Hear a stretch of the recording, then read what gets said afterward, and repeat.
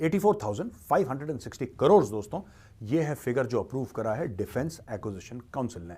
सबसे पहली बात, ये फिगर क्या है, ये फिगर क्यों है, ये खर्चा क्या है, और डिफेंस एक्विजिशन काउंसिल क्या है। रक्षा मंत्री के अंडर एक काउंसिल बनाई है जो ये डिसाइड करती है कि फौजी मामलों में खास तौर से कैपिटल एक्विजिशन, यानी कि जब आप कोई हथियार या कोई प्लेटफॉर्म या कोई सिस्टम खरीदें, वो कितने का, कब तक, क्यों जरूरी है, उसका अप्रूवल डिफेंस एक्विजिशन काउंसिल देती है। तो उसने बोला है कि साहब गो अहेड।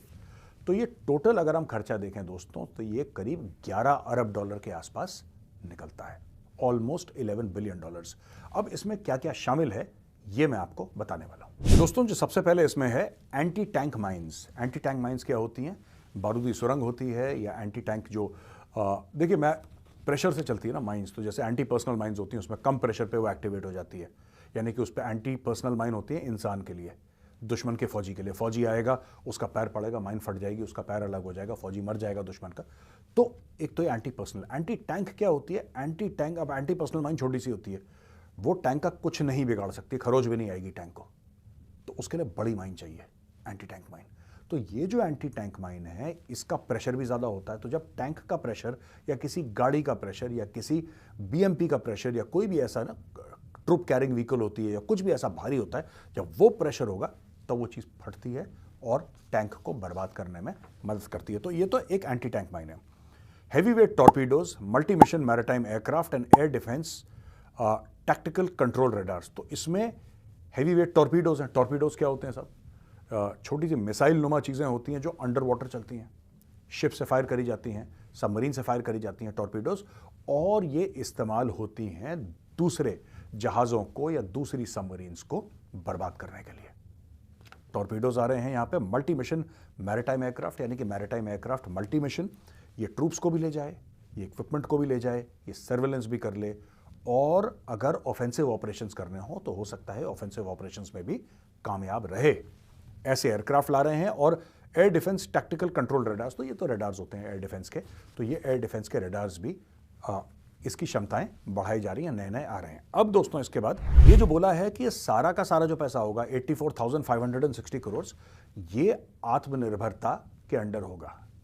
जो इस सरकार ने स्कीम निकाली है आत्मनिर्भर भारत की, यानी कि ये पैसा बाहर नहीं जाएगा, ये सारा का सारा पैसा देश के अंदर खर्च होगा, यानी कि प्राइवेट कंपनीज। ये बहुत एक इंपॉर्टेंट टॉपिक है, मैटर है, और मैं आज आपको ना 2-4 डेटा पॉइंट दे दूं, उसके बाद मैं आपको फिर विस्तार से बताऊंगा कि ये मैटर है क्या और हमारे लिए क्यों जरूरी है कि भारत में चीजें बने। मैं कई बार बता चुका हूं, आज कोई नई इंफॉर्मेशन मैं आपके लिए लेकर आया हूं दोस्तों। अच्छा, फिर new generation anti tank mines भी मैंने बता दिया, seismic sensors and remote deactivation features. Remote deactivation feature क्या होता है? रिमोट डीएक्टिवेशन फीचर यानी कि माइन आपने लगा दी और माइन वहां पे पड़ी रही, माइन पड़ी रही, माइन शिफ्ट हो जाती है। माइंस जो है, बारिश आई, मट्टी हिली, माइन शिफ्ट हो गई, ये बड़ा कॉमन है, और बाद में खुद के लोगों को नुकसान पहुंचाती है माइंस। दोस्तों अभी भी यूरोप में कभी कभी साल में 1-2 बार ऐसा पता लगता है कि जो सेकेंड वर्ल्ड वॉर था, द्वितीय विश्व युद्ध, जो कि 1945 में खत्म हुआ था, उसकी माइंस मिल जाती हैं अभी। आप लगा लीजिए कितना टाइम हो गया इस चीज को, लेकिन अभी भी उसकी माइंस कभी कभी मिल जाती हैं यूरोप में। पुराने रॉकेट, पुराने बॉम्ब्स मिल जाते हैं जिसको फिर डीएक्टिवेट करना पड़ता है, डिफ्यूज करना पड़ता है। तो ये है रिमोटली डीएक्टिवेटेड, यानी कि आपने माइन लगाई और फिर जब आपको माइन आपके काम की नहीं रही या आपको लगता है कि अब इस माइन को हटाना चाहिए, तो आपने बटन दबाया, माइन अपनी जगह फट जाएगी, तो फिर और किसी को नुकसान नहीं करेगी माइन। एक तो ये माइंस आ रही हैं। इसके अलावा active towed array sonar and heavy weight torpedoes जो मैंने आपको बताया है। Procurement of flight refueller aircraft. Flight refueller aircraft क्या होता है दोस्तों? ऐसा होता है कि जैसे आप समझ लीजिए पेट्रोल पंप है ना, ये उड़ता हुआ पेट्रोल पंप है। मैं आपको सादी देसी भाषा में समझा रहा हूं, उड़ता पेट्रोल पंप। यानी कि कोई भी एयरक्राफ्ट का एक रेंज होता है, फाइटर एयरक्राफ्ट है दोस्तों, तो फाइटर एयरक्राफ्ट का क्या होगा, एक रेंज होगा। जाहिर सी बात है, आपने बोला कि साहब ये जो एयरक्राफ्ट है इसका 2000 किलोमीटर का रेंज है, 2500 किलोमीटर का रेंज है, यानी कि उसको उड़ना है, उसको मिशन पूरा करना है और वापस बेस आना है। तो ये टोटल जो फ्लाइंग का इसका जो एरिया है ये 2000 मान लीजिए, 2000 ज़्यादा नहीं हो सकता, लेकिन आपका मिशन ऐसी रिक्वायरमेंट रखता है कि हो सकता है उसको 3-3,500 जाना पड़े, जाना आना पूरा मिशन करना। ये आप मानते हैं आपके मिशन पैरामीटर्स है। फिर आप क्या करेंगे, वो वापस थोड़ा आएगा रिफ्यूलिंग के लिए।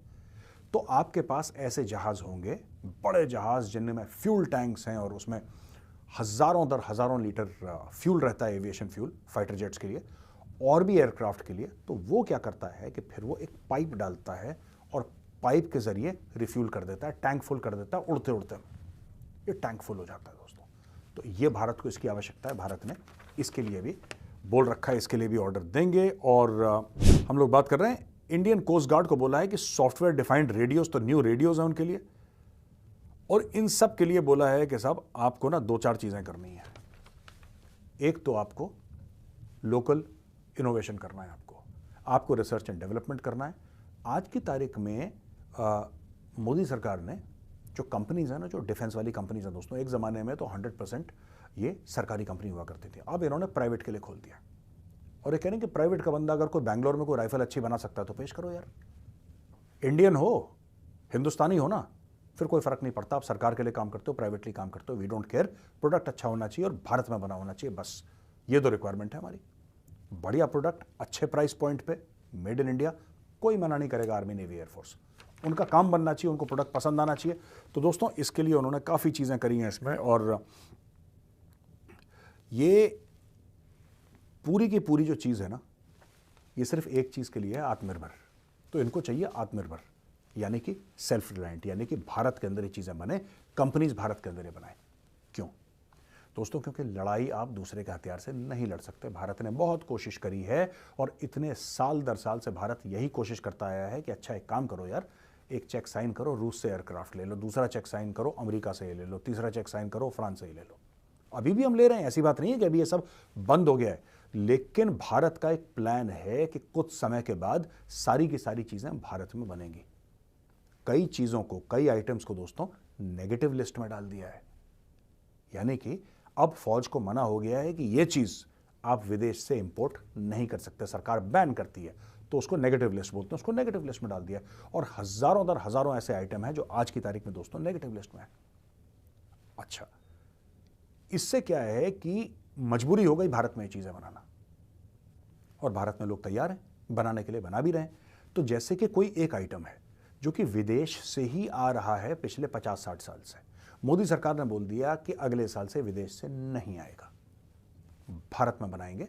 आप उनको बोलो कि विदेशी क्वालिटी भारत में पैदा करें, पैसा हम देंगे, आप चिंता मत करो, पैसे हमारे पास बहुत हैं, लेकिन वो जो पैसा है वो खर्च विदेशी कंपनी पर नहीं होगा, वो खर्च एक भारतीय कंपनी पे होगा कि यहां की इकोनॉमी अच्छी हो, पहली चीज, यहां पे लोगों को रोजगार मिले, और धीरे धीरे धीरे हमारा एक पूर्णतः, यानी कि इन कंप्लीट टोटलिटी एक इकोसिस्टम यहां पे क्रिएट हो। दोस्तों ये सबसे बड़ा लेसन है दोस्तों, ये सबसे बड़ा सबक है, सबसे बड़ा लेसन है जो भारत ने, भारत की जो टॉप जनरल्स हैं, एडमिरल्स हैं, एयर मार्शल्स हैं, उन्होंने क्या सीखा?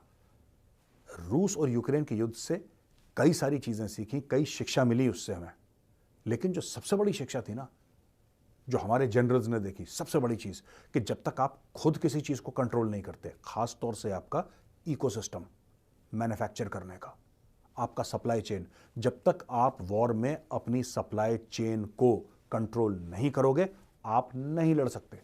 यूक्रेन इसलिए मार खा रहा है, रूस की फौजें बेहतर हैं, वो अलग अलग मामला है, लेकिन आज की तारीख में जो यूक्रेन है टोटली डिपेंडेंट है। अमेरिका हथियार भेजेगा तो हम लड़ेंगे, जर्मनी पैसा भेजेगा तो हम लड़ेंगे, इंग्लैंड अपने जहाज भेजेगा तो हम लड़ेंगे, यानी कि जहाज में युद्ध की सामग्री भेजता है। ऐसा नहीं कि इंग्लैंड के जहाज युद्ध में कूद गए, लेकिन हर एक चीज के पीछे यूक्रेन आज फॉरेन पावर्स पे डिपेंडेंट है।